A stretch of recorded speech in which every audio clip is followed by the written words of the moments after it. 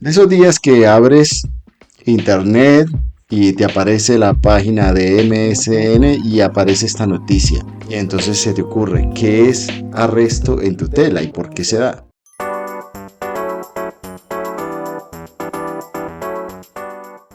Estamos en uno de esos días donde vemos que en las noticias se presenta este titular. Y entonces es ahí donde se nos ocurre hablar del arresto en acciones de tutela en Colombia, los procedimientos, consecuencias y defensas, porque esto no solo le pasa a un alcalde de una ciudad, le pasa a cualquier representante de cualquier entidad pública o también a un representante de cualquier empresa, puede ser privada, incluso a personas, dependiendo contra quién se dirige la acción de tutela. Esta publicación que es de hoy, precisamente a propósito de este titular. En Colombia, la acción de tutela se establece como un mecanismo fundamental para la protección de los derechos constitucionales, eso lo sabemos ya muchos, pero no tan técnico, directamente derivado de la constitución política, de ahí nace la tutela. La rigurosidad en el cumplimiento de las defensas o de las órdenes emitidas en este contexto es crítica, dado que su incumplimiento puede llevar a sanciones severas, incluido el arresto, como lo que vemos en el titular. Este artículo que estoy leyendo, que es de nuestro grupo, explora el marco legal y las sentencias relevantes que delinean el procedimiento y las consecuencias del arresto en acciones de tutela, proporcionando una guía esencial para entidades y personas que buscan comprender y navegar este aspecto del derecho constitucional colombiano. Y por acá el resumen del titular noticioso de hoy, que ha sido tendencia en X, antes Twitter. Y vámonos al fundamento legal y el procedimiento. El arresto es una medida coercitiva en acciones de tutela, está contemplado en el artículo 52 del decreto 2591 del 91, que habla sobre la tutela, que permite al juez, en este caso, imponer sanciones como multas y, en el caso específico, arresto a quienes incumplan una orden de tutela. ¿Cuál es el plazo normal que se le da a una persona una vez se emite una sentencia que establece una orden de tutela? El plazo máximo o el plazo perentorio del cumplimiento de lo resuelto es de 48 horas. Es un plazo perentorio. Si no se cumple, ya estaríamos hablando de desacato. Si no se cumple ante el desacato, entonces es donde viene multas o arresto. Y hablemos de alguna sentencia en particular que tenga que ver con esto. La sentencia SU 034-2018 de la Corte Constitucional enfatiza que el desacato a estas órdenes es una falta grave que atenta contra los derechos fundamentales y el acceso a la justicia. Dice aquí, la jurisprudencia constitucional ha sostenido sobre el particular que incumplir la orden dada por el juez constitucional en un fallo de tutela es una conducta de suma gravedad, porque 1. Prolonga la vulneración o amenaza de un derecho fundamental tutelado y 2. Constituye un nuevo agravio frente a los derechos fundamentales a un debido proceso y acceso a la justicia, pero también puede haber inmiscuido una serie de derechos fundamentales. Y hay otra sentencia por allí que podríamos citar, la T315-2020, donde dice que se aborda la imposición del arresto por desacato a una orden de tutela como una medida extrema, reservada para circunstancias excepcionales y tras agotar todas las posibilidades de cumplimiento voluntario, es decir, se le dijo, se le volvió y se dijo y no quiso cumplir. La sentencia entonces recalca, el arresto debe ser proporcional, no es cualquier arresto loco y póngale cualquier cantidad de semanas. Debe ser razonable y siempre respetuoso del principio de dignidad humana. Así es que se debe imponer esa orden de arresto.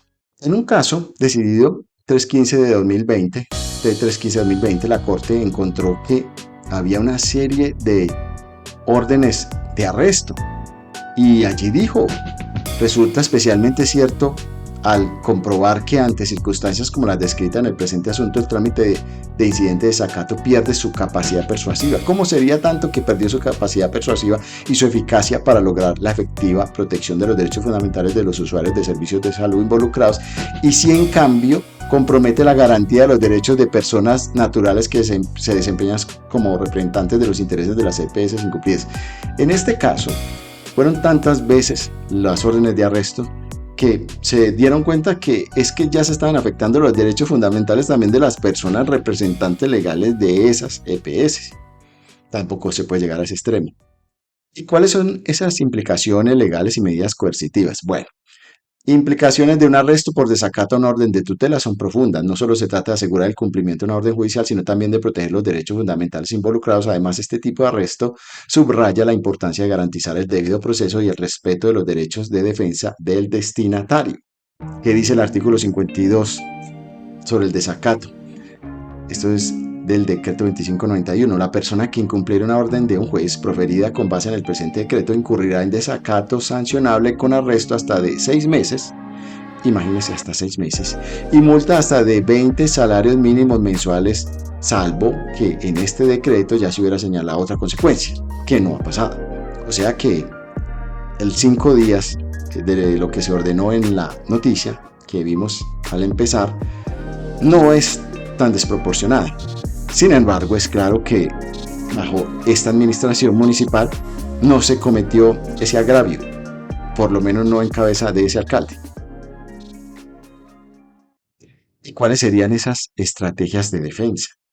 Porque también tenemos que pensar, bueno, ¿y cómo nos defendemos ante esto? ¿O es que esto ya no tiene defensa? Para aquellos que enfrentan una posible orden de arresto en el contexto de una tutela, las estrategias de defensa incluyen cumplimiento inmediato, sí, se puede cumplir inmediatamente. Demostrárselo obviamente al juez el cumplimiento efectivo de la orden.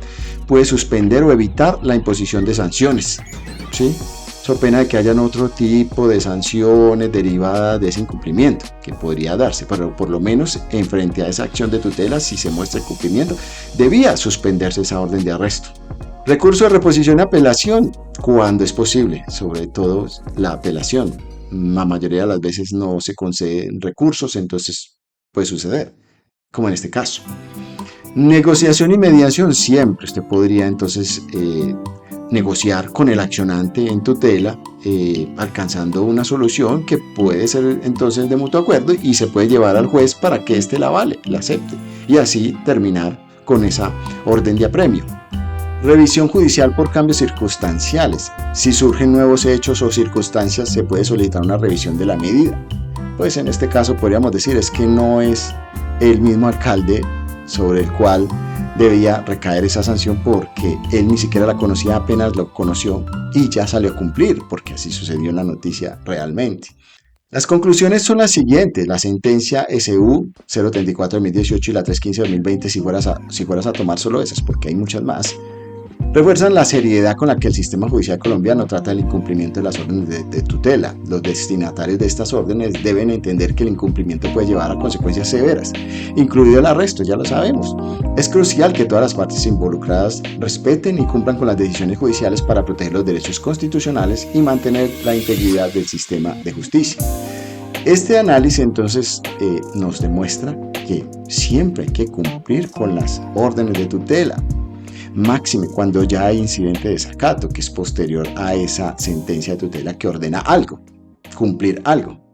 Y ya saben, nuestro grupo presta servicios como asesoría jurídica mensual, conceptos jurídicos profundos, defensa legal especializada, abogados casacionistas como mi caso, modelos de demandas, si usted necesita un modelo de tutela en especial, si general, si necesita especial, esos tipos de servicios se le ofrece mi grupo, revisión de borradores de una tutela o de cualquier otra actuación procesal o en un juicio.